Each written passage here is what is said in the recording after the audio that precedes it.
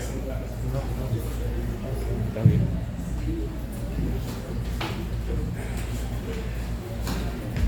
A continuación se abre el foro de preguntas de los estudiantes de la asignatura para el doctor Bartolo García Molina. Vamos a empezar con el estudiante Guarquina. Aquí, que se venga aquí.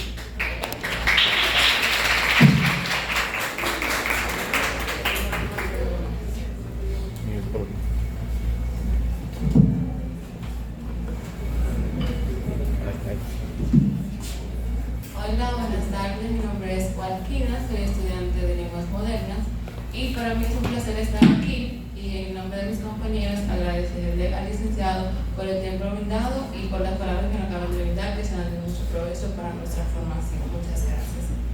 Mi pregunta es la siguiente.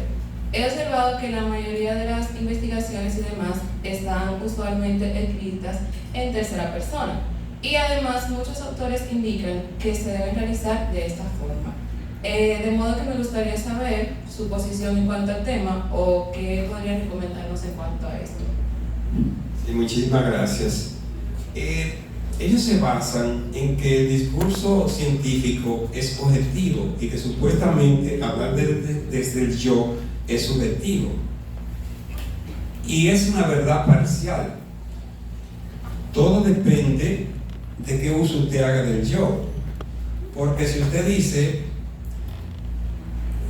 esto nos dice, como uno cuando está leyendo, la lectura nos dice hoy que tal y tal cosa. Eso es subjetivo porque te dice a ti, le dice a los otros y debe decirle a todo el mundo, no lo que a ti te diga. Si tú dices, yo siento calor aquí, puede ser que tú sientas calor y otro no, pero el problema no está en el yo. Tú pudieras haber dicho, aquí se siente calor y como quiera sigue siendo subjetivo porque está basado en que tú lo estás diciendo desde tu perspectiva y tus condiciones específicas. Pero si es un discurso estructurado sobre datos objetivos, no importa que te lo diga en primera persona o en tercera. Yo diría que a veces la tercera persona crea incluso confusión, porque si usted que hace la investigación y usted dice en el capítulo metodológico, por ejemplo, se aplicaron las encuestas tales y tales, se aplicaron. Yo no sé si fue que usted pagó para que la aplicaran o si usted la aplicó y a lo mejor era importante que fuera usted para garantizar la calidad. Y a veces no se sabe, porque el C es muy confuso, a qué usted se está refiriendo, porque ustedes dijeron, se mataron 3 becerros.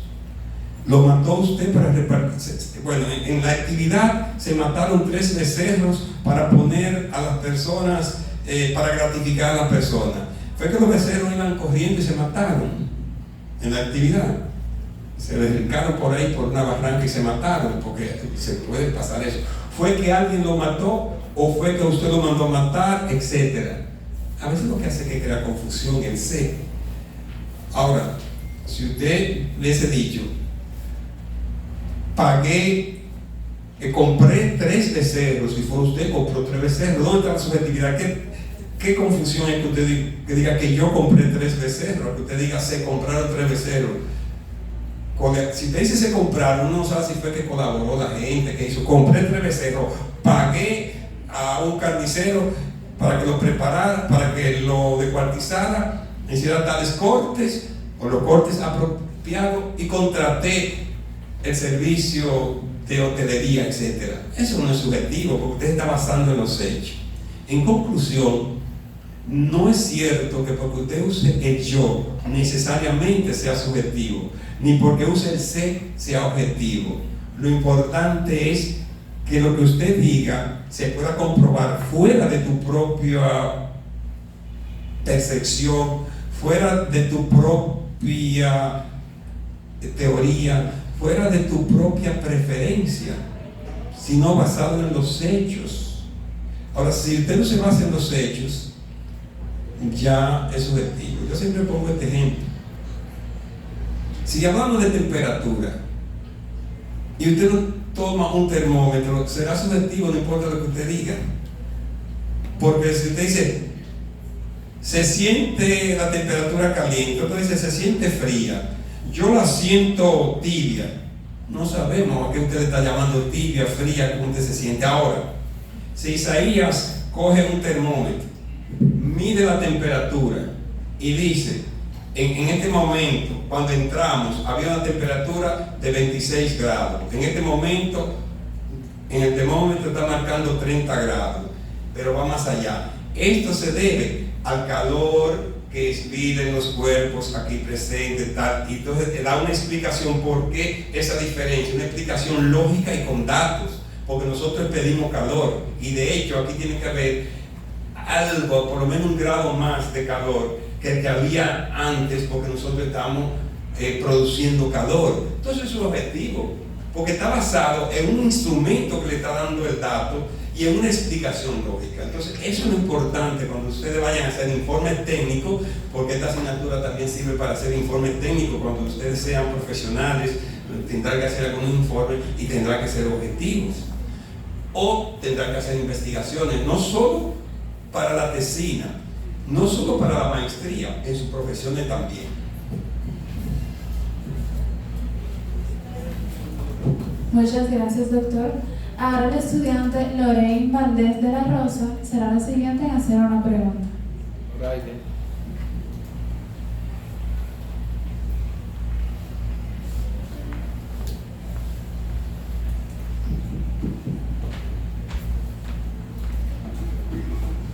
Buenas tardes.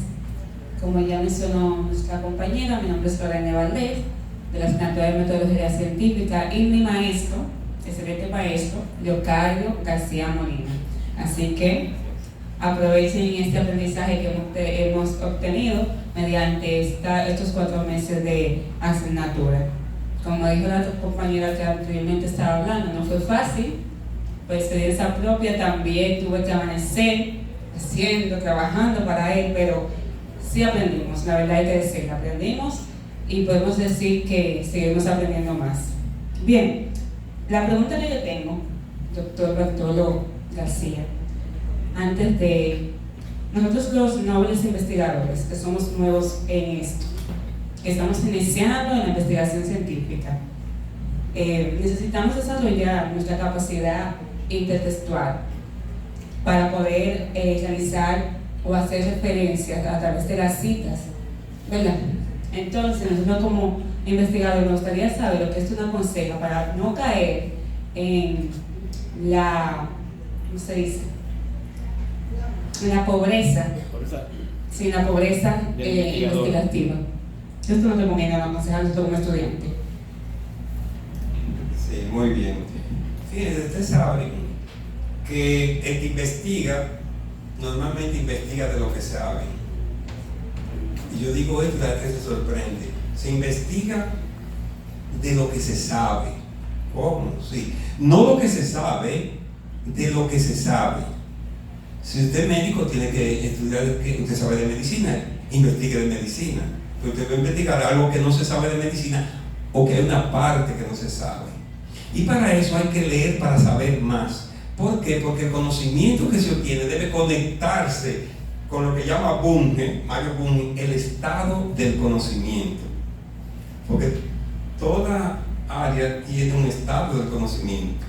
Y por eso usted se prepara un marco teórico para ponerse al tanto del estado del conocimiento. Algunos llaman estado del arte.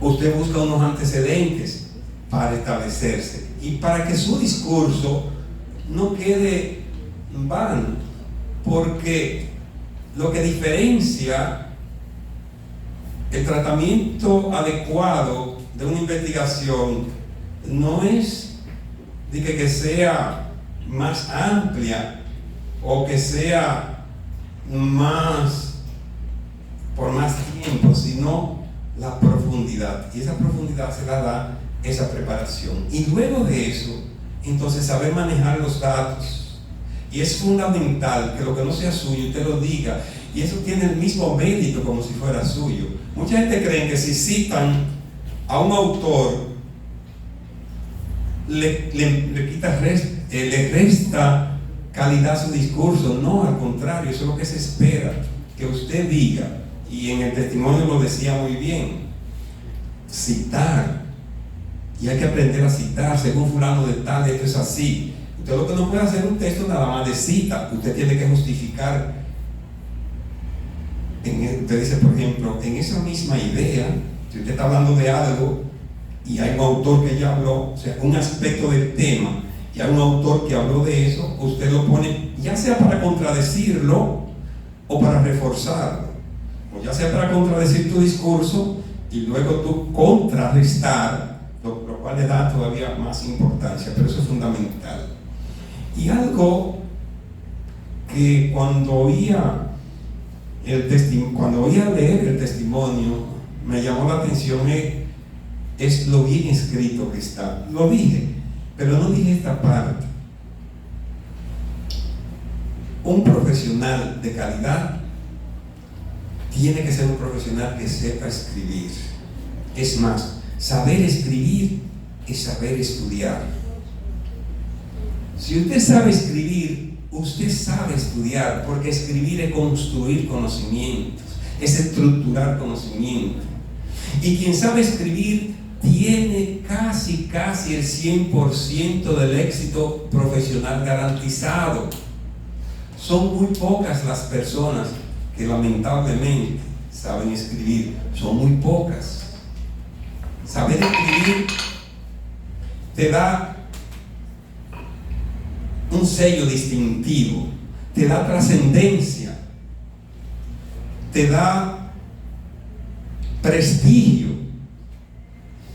Saber escribir fascina en esta sociedad y cada vez fascinará más, porque aunque ahora hay un menosprecio a la escritura, porque la gente lo que hace es copiar en las redes sociales tonterías o párrafo de otro y poner babosada, pero precisamente cuando un bien se deja de producir, entonces a cabo de un tiempo se valorará mucho más.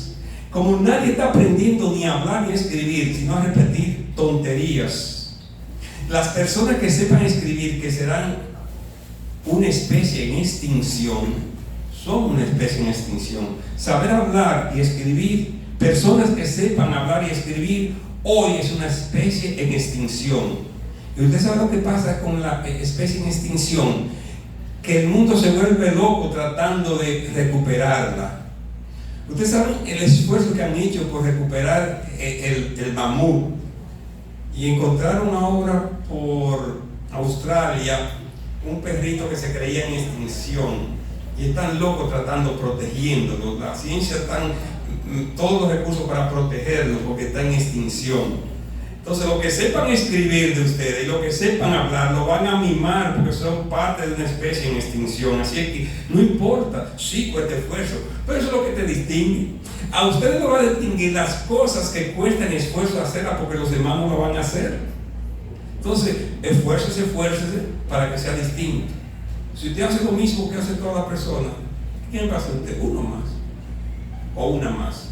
Si usted hace esfuerzo distinto a lo que hacen las otras personas, usted será uno entre un montón. Los otros serán del montón y usted será la estrella.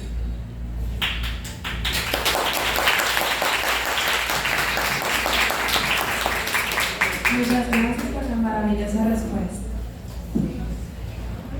A continuación, la estudiante Germayoli Carolina estará haciendo la siguiente pregunta.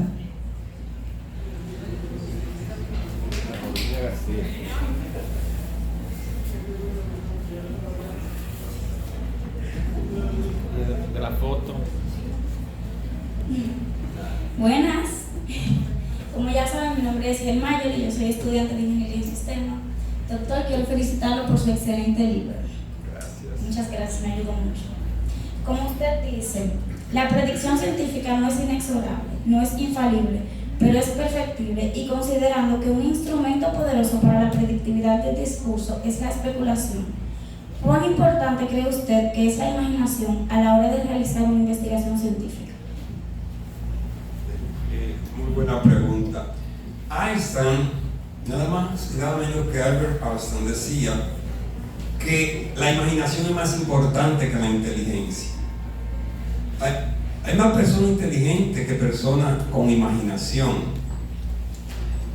Y la imaginación, Alberto Cortés en una canción decía más o menos que la imaginación o la fantasía, que es una forma de imaginación, puede llegar donde no llega la razón.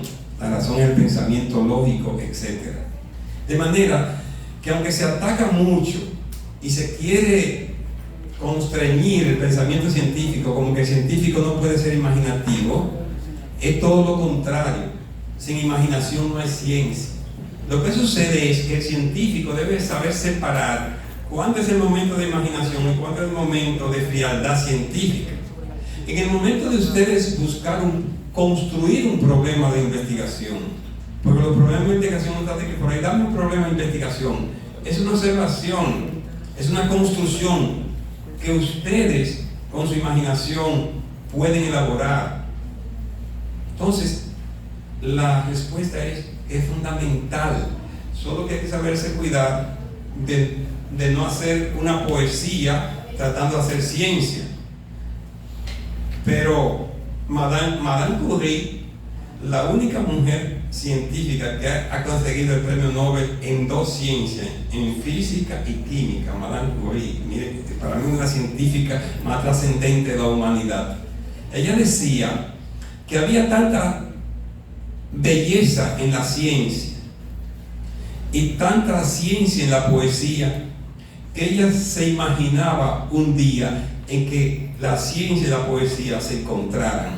Toda una científica veía, y hay belleza en la ciencia y hay textos muy hermosos. Ojalá ustedes pudieran leer algunos de los libros de Carl Sagan o los videos Cosmo 1, son 12 capítulos de Cosmos 1, tienen que verlo, eso es hermoso, como esos textos científicos, o un punto, los libros Un punto azul, refiriéndose a cuando la sonda Voyager giró para tomar, él pidió que girara y tomara una foto cuando iba a salir de la atmósfera, cuando iba a salir del sistema solar, perdón, y tiraron una foto y se salió un puntito azul que era la Tierra, y él le puso a ese libro Un puntito azul, está como colgando así de un hilo, un libro hermoso y es ciencia. O sea que la ciencia no tiene que ser árida, no tiene que ser estéril. En la ciencia también hay belleza, pero manteniendo la objetividad. Es un falso dilema de objetividad y belleza, de objetividad e imaginación. Pueden estar hermanadas, solo que hay que saber delimitar en las etapas. En la etapa, lo que llaman en filosofía de la ciencia, la etapa heurística, que es la etapa en que la persona está, cuando te vayan a hacer tesis, que están, ¿qué investigo? Realmente la investigación surge al revés. No surge porque me digan tú tienes que investigar, sino tengo que investigar porque tengo una inquietud. Y por eso se hace tan difícil investigar, porque entonces es un poquito artificial investigar porque otro quiere que investigue, cuando lo natural es yo quiero investigar porque tengo una necesidad de investigar. Entonces las universidades tienen que buscar la manera de incentivar asignaturas como esta, de que vaya creando en ustedes la capacidad de interrogar la realidad para que les surja la necesidad de investigar. Entonces ustedes investigarán con gusto, con creatividad, con imaginación, con objetividad, y no será una tarea tediosa, difícil, pero no tediosa, son cosas distintas. Una cosa es que una actividad te resulte tediosa, pesada, que tú no soportas, y otra que te cueste esfuerzo.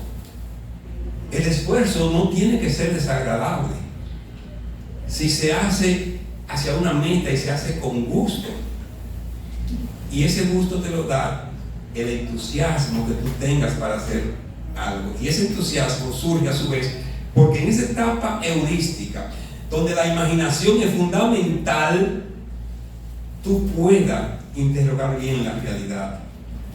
Por ejemplo, algunos de ustedes se podían preguntar ¿qué debo hacer o qué debe hacer un joven para triunfar legítimamente en la vida? Ya usted tiene un problema de investigación. No se crea que usted tiene que remover cielo y tierra y hacer como la NASA. Eso te da una microinvestigación. Comienza a preguntar, comienza a leer y después te formula un método y puede llegar a una conclusión.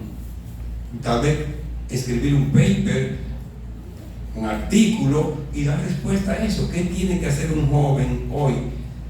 Un joven decente o una joven decente para triunfar legítimamente en la vida, y te comienza a imaginar cosas.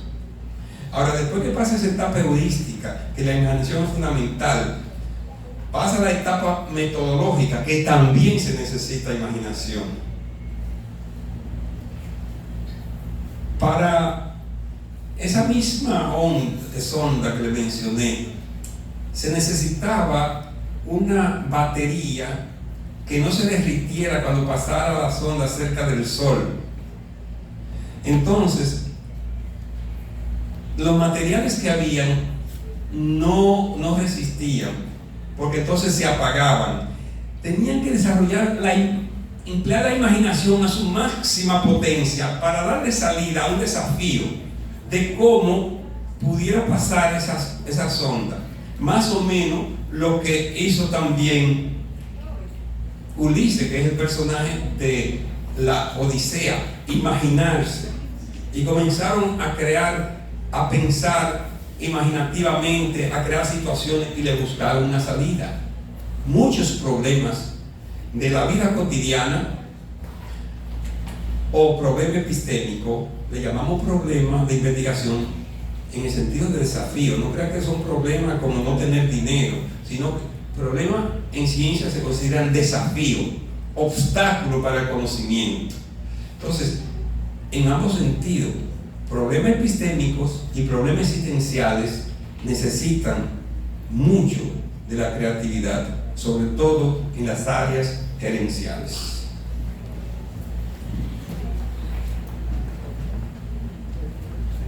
Muchas gracias nuevamente por la maravillosa respuesta. A continuación, le hacemos llamado a Oniel Toribio Salles, quien estará haciendo la siguiente pregunta.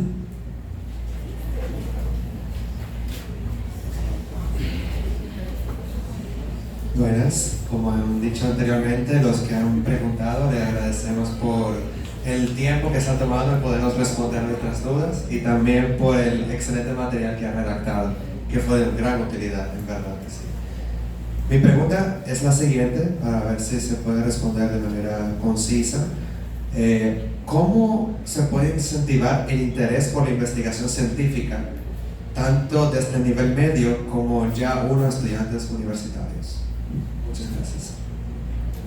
Sí, antes voy a decir algo que tenía pensado para Oniel. Cuando yo lo veía, me decía a Miriam Gutiérrez, mi esposa, que estábamos en la presencia de un auténtico profesor,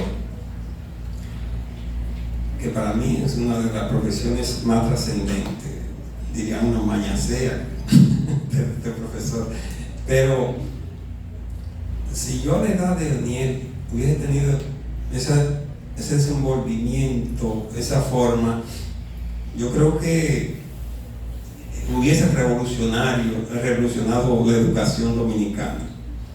Digo esto porque ojalá te animes y piense en aplicar tu conocimiento en el área educativa. Uno puede tener cualquier profesión, y una manera de ejercer una profesión es ejercer la profesión de las profesiones. ¿Ustedes saben de dónde viene la palabra profesor?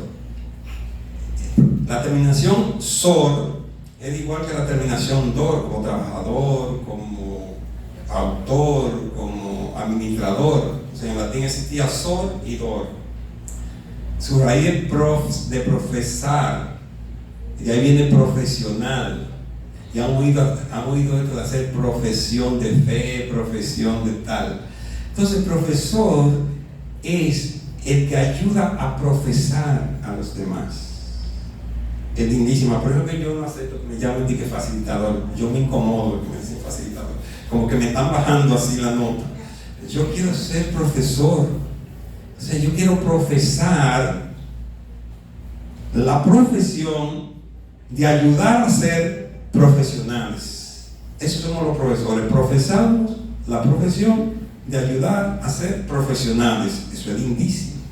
Entonces, tú puedes ser administrador o administradora, puedes ser de lengua moderna y puedes ejercerla, pero si tiene las condiciones, porque no todo el mundo la tiene, hay que tener ese llamado. Para ser profesor hay que tener un llamado que le llamamos vocación y cultivarlo. Y Miriam, que también es formadora de docente, comparte esto conmigo, que una condición fundamental es tener don de gente.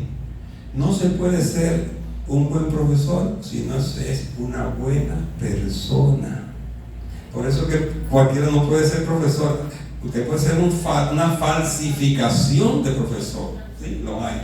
Por suerte no son tantos, pero sin don de gente no se puede ser profesor. Así que esa primera parte, esa motivación, porque ya que veo, porque es una de nuestras misiones, que cuando veamos un talento, estimularlo. Ya que vimos ese talento, tratar de rescatarlo para lo más lindo, lo más trascendente que hay en el mundo académico, que es entregarse a los demás a través de la educación. Y la pregunta, por supuesto, la olvidé. No, está bien. ¿Qué debemos hacer para incentivar la investigación? Es una broma. Sí, una pregunta. La verdad que no tengo una respuesta así tan elaborada, pero por la experiencia voy a hablar. Lo primero es quitar esa carga burocrática de que investigar es como antes, que se creía que hacer poesía era coger un verso y rima. En esta tarde nocturnal del vecinal y el vendaval, no, entonces la gente creía que ya hacía poesía haciendo rimas, etc. Y poniéndole unos planes y unos proyectos que se le va todo el tiempo y que no entienden. Y hablándole de variable, hipótesis que no entiende. Entonces la gente le coge miedo y rechazo. Entonces lo primero es quitarle esa carga burocrática. Y predicar, segundo, predicar como el ejemplo. Los profesores tienen que investigar más, aunque sean pequeñas investigaciones, tienen que leer más para que se vea. Tercero, llevarlo haciendo micro investigaciones, de lo más pequeño lo más grande, que se vean que eso debe ser parte de la cotidianidad de la academia, de la vida académica, hacer pequeñas investigaciones, irla complejizando, y cuando se haga parte de la cotidianidad, surgirá. Hay países que es así, que lo hacen, comienzan a hacer, en Estados Unidos le llaman proyectos, van haciendo proyectico, para incentivarlo a investigar y escribir. Porque es que están hermanados, lectura, escritura e investigación. Pero la escritura le implica las dos. Para usted, en la escritura usted pone, inserta, integra, tanto la lectura como la investigación. Por tanto, esa podría ser la cuarta recomendación, que escriban a partir de pequeñas investigaciones o de pequeñas problematizaciones, para que vayan cogiendo el gusto, y le van cogiendo el gusto, que de mejor van a protestar cuando no lo dejen escribir. Mucha gente protesta porque haya libertad de expresión. No, porque aquí no se puede hablar. No, porque aquí no hay libertad de expresión. Pero cuando le dan libertad de expresión y de creatividad y de creación, muchos se enojan porque tienen que hacer esfuerzo. La página en blanco, ya sea virtual o física, es un espacio de libertad donde usted se encuentra con usted misma, porque el que escribe se encuentra consigo mismo, descubre sus propias debilidades y sus propias potencialidades. Usted comienza a escribir y tiene algunas ideas, pero usted finalmente no sabe lo que le va a surgir, porque el cerebro se conecta y comienza a ejercer conexiones de conocimiento y comienza a producir, y finalmente ustedes se asombrarán de lo mucho que aprenderán. El que escribe es el primero que aprende y va integrando, de manera que desde la escuela hay que llevarlo en su nivel, ¿no? Porque si lo pasa de nivel se frustran, al paso. Y sobre todo ese lema que me encantó también: no se puede dejar solo a los estudiantes. Si el profesor exige mucho, pero da mucho y acompaña, entonces es una aventura de conocimiento, no es un matadero, porque exigirle al estudiante, dejarlo solo, no orientarlo y llevarlo al matadero. Exigirle a los estudiantes, explicarle bien y acompañarlo, es llevarlo al mundo maravilloso del conocimiento.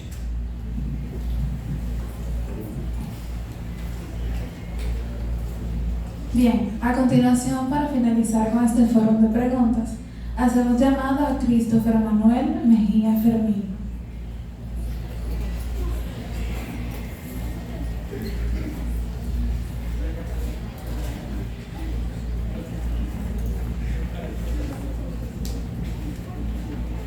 Buenas tardes a todos los presentes, al señor Bartolo. Mi pregunta es: al pasar los años, hemos visto que grandes científicos desde niños solían ser curiosos y tenían dones interesantes. Tal es el caso de Albert Einstein, Kepler, Charles Darwin. Entonces, mi pregunta es: ¿de dónde sacó toda su inspiración y curiosidad para poder redactar el libro del discurso científico? Gracias por ponerme al lado de esas lumbreras. Mire, realmente los humanos nacemos con la curiosidad. Eso ustedes lo han vivido con sus hermanitos, lo vivirán con sus hijos, lo ven con sus sobrinitos. Nacemos, los niños curiosean, hasta en sus propios excrementos quieren investigar, buscar. Y no hay que, pero ahí mismo comienza la lucha para matarle la curiosidad. Muchacho, deja eso, muchacho, el diablo. Y que yo cuánto. Hay una canción que dice: muchacho, deja de joder con la pelota. Pongan esa canción de Joan Manuel Serrat, que tipifica esa lucha con el muchacho. Se llama Locos Chiquitos. Ustedes pongan con Manuel Serrat, Joan Manuel Serrat, Locos Bajitos. Porque parecen los muchachitos, por su curiosidad, locos bajitos, loquitos. No le quiso poner loquitos para que no se vea despectivo, le puso locos bajitos. Entonces, esa curiosidad es innata a nosotros. Pero en el hogar, la vecindad comienza a tratar de matarnos esa curiosidad. A veces nos queda una dosis suficiente de curiosidad como para seguir investigando. Y realmente sí, sigo siendo una persona curiosa. A veces me decían distraído, y yo creo que sí, que soy muy distraído, pero a veces que yo estoy, mi esposa me dice que cuando yo estoy ausente, estoy tal vez imaginándome, pensando, buscando un problema, haciendo tal cosa, una curiosidad. Nosotros éramos, mi esposa fue jefa mía, decía que yo fui decano de planificación en la Universidad Católica Santo Domingo. Primero fue vicedecano, porque la profesora Miriam era la decana. Entonces, el padre Alonso, que era el rector, a veces quedábamos abajo, como un desnivel, un sótano, sería como el subway en Estados Unidos, el basement. Y él estaba lo más entusiasmado con un proyecto que hiciéramos. Pero si yo estaba con una curiosidad, él tenía el respeto, llegaba y me veía concentrado en otra cosa que no era la universidad, y él lo sabía. Y me respetaba. Y respetaba eso, porque él sabía también que cuando nos conectábamos a producir a la universidad, en una semana le producíamos tal vez lo de un año. Y tal vez por eso puede ser una ventaja o una desventaja, pero a veces yo me dejo llevar de la curiosidad, o me centro tal vez demasiado en algo y sigo por ahí y hasta que no le veo fin. Eso sí, trato de darle, y eso tal vez sea una experiencia que deba compartir con ustedes. A mí me gusta terminar los proyectos. No me gusta dejar ideas inconclusas, aunque sea para llegar a la conclusión de que no tenía razón, pero no quedarme así en el aire. Es fundamental concluir procesos, es fundamental hacer el esfuerzo necesario para ejecutar proyectos. Si usted hace proyectos en la vida, a ese proyecto acompáñelo de qué debe hacer para plasmarlo, para haberlo hecho realidad, y comience a trabajar en eso. O sea, no basta la curiosidad, también tiene que estar la disposición, la constancia. De hecho, habrán leído que una de las características de los científicos exitosos, de las cualidades que le llamo, es la consagración, es consagrarse a lo que están haciendo, y eso se lo aconsejo a ustedes.